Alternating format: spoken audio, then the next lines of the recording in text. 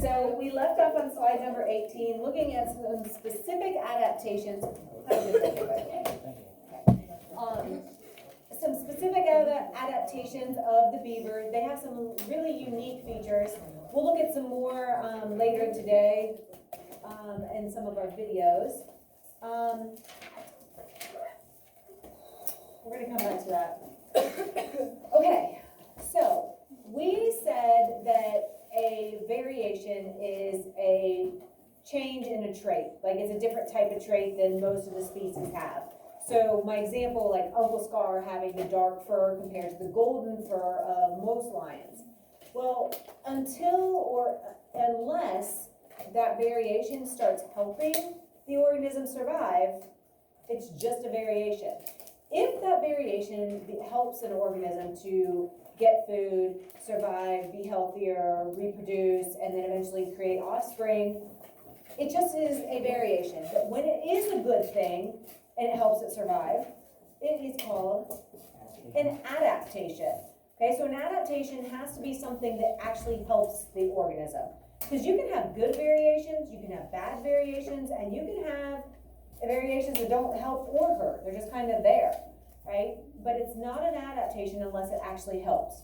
So why are some reasons why, organisms would need to have something that now becomes a benefit to them, like that dark color fur? Changing seasons. Seasons changing, possibly, and even like part of that, like the environment changing, right? Just like the pride changed and it was no longer green and lush, it was all dark and burnt and dark, black, right? So some reasons why organisms might need to adapt are going to be if a population would get separated, right? So you have deer, and then some of them kind of move away, and now there's like a river that separates them, or maybe a mountain separates them, and this is a process that happens over time. But if they get separated, they could start to change and evolve differently. And so something that's a benefit in one area may not be a benefit in the other. And so like the dark color fur for the lions and the burnt pride, that now becomes a benefit. And so the dark fur that gets passed on to the cubs, those cubs are going to grow into lions that are more successful because they are better camouflaged. And then their cubs and their cubs and their cubs that pass on that dark fur. So the next thing you know, you have this whole species of dark furred lions. Maybe the golden fur ones have died out, or maybe they have just separated enough that they're no longer even the same species. So depending on like how extreme it gets. And so if some kind of geological isolation happens, it would be like if a mountain formed and kind of separated the populations. This is kind of like what happened to the finches that we talked about with Darwin, that he noticed the mainland finch in Ecuador, and then the 13 different versions on those different islands, right? Those islands are very isolated and secluded, and so there's different things that were available. And so some of the birds there were a bunch of insects on the islands. Some islands had a bunch of berries. Some islands had trees that had nuts and things. And so those were the different food supplies. And so having those different shaped beaks became more of an advantage if you had a long skinny beak trying to catch bugs. A long skinny beak wouldn't do good trying to break open hard, walnuts or pecans or something like that. So the different shape of the beak kind of matched. And so those were the organisms, that version of the species was able to basically pass that along, and then that kind of took over for that version. And we'll watch a video that's going to explain this a little bit more. But some things that can separate, if they do get separated because of geological features like rivers and mountains and maybe even islands forming, it can change the gene pool. So just like the lions, now you have a gene pool that's primarily dark-furred lions, and so that has changed kind of the possibilities, and so over time, it can create even a new species. But some examples of things that can cause geologic isolation are mountains, lakes, islands, valleys, things like that. Yeah. Glaciers. Definitely, for sure. Yeah, I should add that one in. So geographic isolation can make two populations so different that over time they become different species. And again, this is a very long process. It could take millions of years. Sometimes not quite that long, but you know, it's not like 1 or 2 generations. It's going to be a while.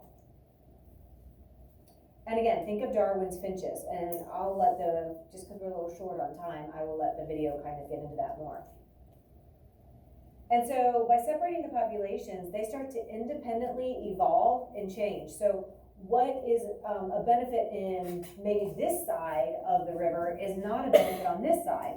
So the variation that makes it a benefit, you know, is good here and becomes an adaptation, but that same variation doesn't help these deer, and so, you know, that trait doesn't get isolated and kind of passed on more, you know, kind of, and again, think of the scar situation.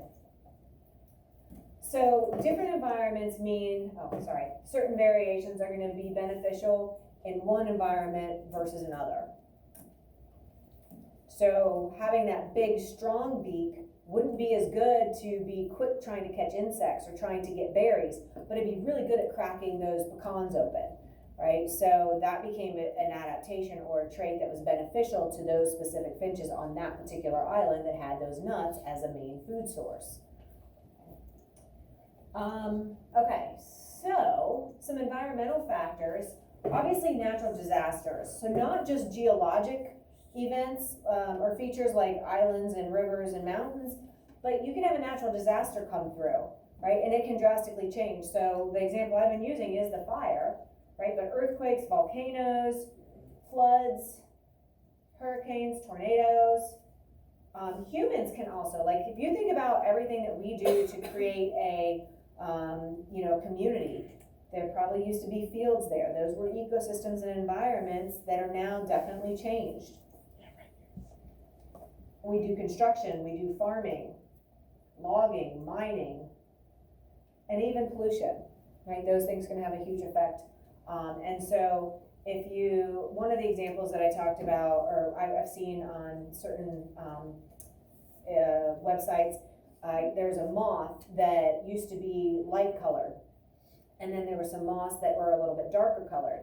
Well, when there was a lot of heavy pollution, when we weren't so conscious about, you know, the smoke coming out of these factories, there would be like soot and dirt kind of covering things. Well, the moths that were dark colored, they actually started surviving better. And it was because things were getting kind of dark and had that ash on it, and they were able to camouflage in better than the bright white moths. So the white moths kind of died out because they were more visible and birds could come get them and they were easier prey than the camouflage dark moths that blended in with the sooty, kind of dirty, you know, environment created by some of those factories. So climatic factors can also be a big part of this. There have been proven, or we have data that we have had big climate changes in the past. So there have been some warm-ups and some cool-downs. But right now we're going through a period of global warming. And so it warms things up, obviously, so it changes the habitat. If we have polar ice caps that are melting and you have organisms that are living there, that can definitely have a huge effect on what's going to happen to them. Okay? So loss of habitat, drastic weather patterns. This is kind of why we've had, or a theory why we've had such kind of big storms, larger hurricanes than we've ever had before, really severe tornadoes. Some of the deadliest in history have been pretty recent, and they think that it's because the global temperatures have changed, and so it makes things a little bit more volatile and extreme. This also changes migration, because if temperatures are rising, organisms don't need to migrate or change their living habits based on the season as much, and so constrain an ecosystem because they're not leaving and there isn't enough time for that food supply to recover. And so then, you know, it just kind of has that trickle down effect. If you affect one thing in a food chain, you kind of affect everything.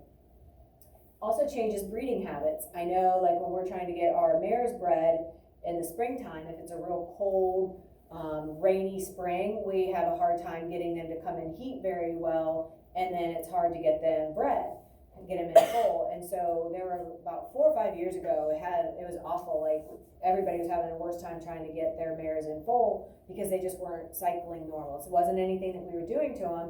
it was just, it was just really cold and their bodies weren't, kind of kicking on like for that reproductive cycle like they should. And so it can make it really challenging. It also, like, if we don't get a cold winter where we get a lot of freezing, usually those summers we have a lot more bugs because the larvae don't get wiped out with those deep freezes. So it actually makes our summers a little bit better if we can get a couple really hard freezes with really cold temperatures, because it can help kind of take care of that insect population that would, eventually hatch in the spring and become our summer insects. So, it can have a big effect on lots of things. But then think about it, it's good for us not having the bugs, but like the bats and the birds and even frogs and things that are gonna eat those bugs, now there's less of those. So then again, it has that effect, that kind of trickle down effect on a lot of different things. So one change can have a big effect on a lot of different organisms. We've also seen rapid temperature changes in the past with the Ice Age. So large land masses were once covered by sheets of ice, and we have evidence of this in ice core sampling. And I think, Kyle, you brought up getting data from glaciers and polar ice caps, and so we will talk about that at the end of this unit a little bit. And then in the crustacean world, like when the dinosaurs lived 100 million years ago, we had a period of warming up, there we go, where it was about 14 degrees warmer than the average temperatures are now. So if our average temperature in the summer, let's say, is 80, the average temperature during that period would have been 94. There's a big difference between 80 and 94. Agreed? Yeah. 14 So technically 14 degrees, you're right. So it can have a huge impact on, again, on some of these things like the breeding habits, the migration, and just like how things normally function in an area. Okay? So all of these things are just happening naturally. Nobody's really like making it happen. It's just like things are happening. And so if an organism just randomly has something different than the other organisms in their species, like the long neck of the original giraffe, that became an adaptation because that giraffe could reach those high leaves when the other short-necked giraffes couldn't. Or Uncle Scar now having the matching the environment of the burnt pride and being able to much easier slink around and be camouflaged to get his food better and easier, right? So and it's not like the organism chooses, hey, I want to have dark fur, or I want to have the long neck. They don't get to choose, it's just randomly through their DNA, they have that trait. Okay, so that's one thing we'll talk more about in the next couple of units too. Okay, let's stop there, and we've got some videos we need to